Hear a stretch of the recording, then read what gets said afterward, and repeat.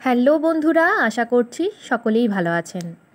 ছোট ছোট 8 ইঞ্চির টবে ও প্লাস্টিকের বালতিতে লেবু গাছ বসিয়েছিলাম। আজ এই ফল হারভেস্টিংয়ের যে কি আনন্দ তা একমাত্র বাগানিরাই বোঝে। প্রতিদিন 9টা-10টা করে লেবু তুলছি গাছগুলো থেকে। এখানে বিভিন্ন জাতের লেবু আছে, কলকাতা পাতি, গন্ধরাজ, সিডলেস লেমন, কাগজি লেবু, এই সমস্ত আর কি।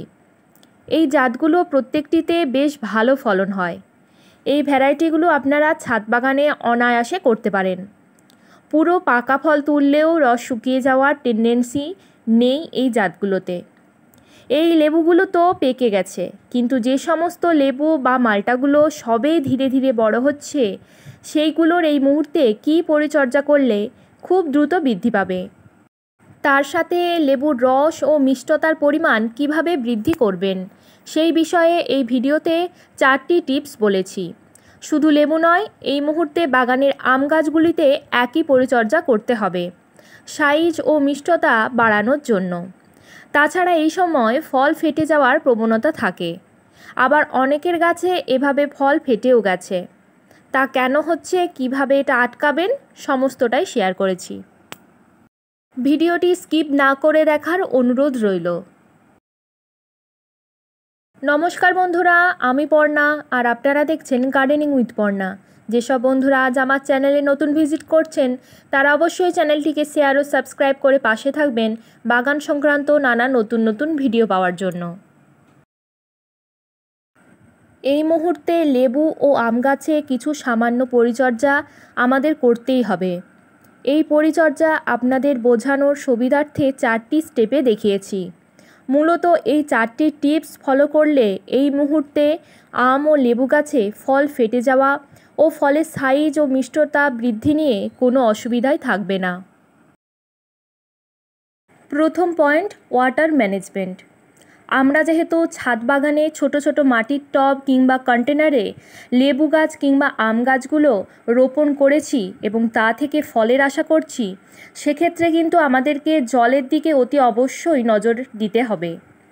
ছোট জায়গায় থাকার ফলে এদের কিন্তু জলের চাহিদা এই মুহূর্তে একটু বেশি পরিমাণই থাকবে। তারপর গরমকাল, অত্যধিক রোদের তাপ, এই দুটো দিকে আমাদেরকে খেয়াল রেখে আমাদের কিন্তু গাছগুলোতে নিয়মিত জল স্প্রে করতে হবে ও মাটিতেও কিন্তু পর্যাপ্ত পরিমাণ জল দিতে হবে। এই মুহূর্তে জল স্প্রে করার একমাত্র কারণ হলো গাছের কচি পাতা ও ছোট ছোট ফলগুলোর মোটা যাতে শুকনো হয়ে না যায়, সেই কারণে আমাদেরকে কিন্তু প্রতিদিন সকালবেলা ও সন্ধেবেলা খেয়াল করে জল স্প্রে করতেই হবে।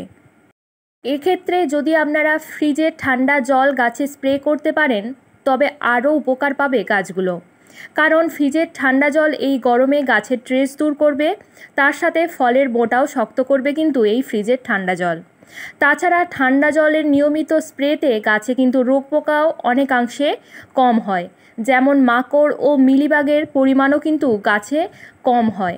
তাই জন্য যখনই জল স্প্রে করবেন তখন ফ্রিজের ঠান্ডা জল স্প্রে করার চেষ্টা করবেন।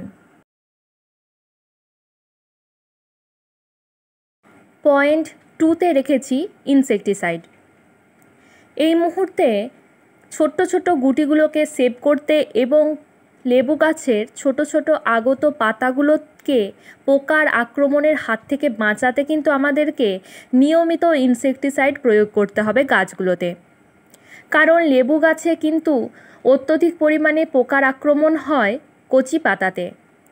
লিভ মাইনার থেকে শুরু করে পাতা কাটা পোকা, সমস্ত পোকাকে প্রতিহত করতে আমি একটাই ওষুধ ব্যবহার করি, তা হলো প্রফেক্স সুপার। প্রতি 20 দিন অন্তর 1 লিটার জলে 30 ফোঁটা দিয়ে সন্ধ্যের ঠিক আগের মুহূর্তে প্রয়োগ করতে হবে সমস্ত লেবু গাছগুলোতে। পয়েন্ট 3, ফাঙ্গিসাইডের প্রয়োগ। লেবু গাছে এই সময় কীটনাশকের পাশাপাশি ছত্রাকনাশকের প্রয়োগ আবশ্যিক। লেবু গাছের ফলের গঠন ঠিক রাখতে প্রতি 20 দিন অন্তর ফাঙ্গিসাইডের প্রয়োগ করতে হবে। ক্যাঙ্কার রোগ গাছের ডালে, পাতায় ও ফলে আক্রমণ করে, সেক্ষেত্রে কপারযুক্ত ছত্রাকনাশক যেমন ব্লাইটক্স বা ব্লু কপার 1 লিটার জলে 2 গ্রাম দিয়ে ভালোভাবে সমস্ত গাছে প্রয়োগ করতে হবে। যদি ক্যাঙ্কার রোগের আক্রমণ না থাকে তবে হালকা ডোজের ফাঙ্গিসাইড এই মুহূর্তে প্রয়োগ করতে পারেন। আমি হালকা মাত্রায় অ্যান্ট্রাকল প্রয়োগ করছি এই মুহূর্তে। প্রতি 1 লিটার জলে 1 গ্রাম দিয়ে প্রয়োগ করতে হবে। Point number 4, fertiliser. আম ও লেবু গাছের ফলের আকার বৃদ্ধি ও মিষ্টতা বৃদ্ধি করতে এবং ফল ফাটা রোধ করতে এই মুহূর্তে একটা ভারী খাবার গাছে দিতে হবে। আবহাওয়ার ওঠানামার কারণে ও খাবারের অভাবে ফলের ফাটা রোগ নজরে আসে। আমার সমস্ত লেবুগুলি ঠিকঠাক থাকলেও এই গাছটির একটা ফল ফেটে গেছে। বাকি ফলগুলো যাতে নষ্ট না হয় তার জন্য এই মুহূর্তেই একটা আমাকে ভারী খাবার সমস্ত গাছগুলোতে দিয়ে দিতে হবে। ফলের মিষ্টতা ও সাইজ বৃদ্ধির জন্য 3টি খাবার গাছে অবশ্যই দিতে হবে এই সময়। তা হলো ম্যাগনেসিয়াম, পটাশিয়াম ও ক্যালসিয়াম। এখানে আমি 8 ইঞ্চি টবের জন্য নিয়েছি 1 মুঠো পরিমাণ মিক্স খাবার, 2 গ্রাম জিঙ্ক, 1 গ্রাম বোরন ও 1 চামচ নিয়েছি 10-26-26।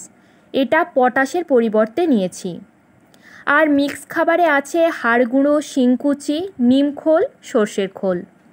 তার সাথে অ্যাড করেছি 2 গ্রাম ম্যাগনেসিয়াম সালফেট ও ক্যালসিয়ামের জন্য নিয়েছি এখানে 2 গ্রাম কলি চুন, যা গাছে কিন্তু ক্যালসিয়ামের চাহিদা পূরণ করতে পারে জৈবিকভাবে। এই কলি চুন ক্যালসিয়ামের একটি উপযুক্ত সোর্স। লেবু গাছ এই কলি চুন কিন্তু একটু বেশিই পছন্দ করে। তবে ঘন ঘন চুন মাটিতে দিলে কিন্তু মাটির পিএইচ ব্যালেন্স নষ্ট হয়ে যাবে। তাই আমরা কিন্তু মাঝে মধ্যে এই চুন ব্যবহার করতে পারি, তবে তা কিন্তু খুবই অল্প মাত্রায়। ভারী খাবার প্রয়োগ করার পর আমরা কিন্তু এই গোবর সার দিয়ে উপরের দিকের মাটিটা এভাবে মালচিং করে দেব। এটা খুবই পুরনো গোবর সার, এর পরিবর্তে আপনারা ভার্মি ইউজ করতে পারেন। এই গোবর সার গাছের নাইট্রোজেনের চাহিদা মেটায় ও সমস্ত পুষ্টিমৌলের যোগান দেয়। খাবার প্রয়োগের পর অতি অবশ্যই কিন্তু মাটিতে ভালোভাবে জল দিয়ে দিতে হবে।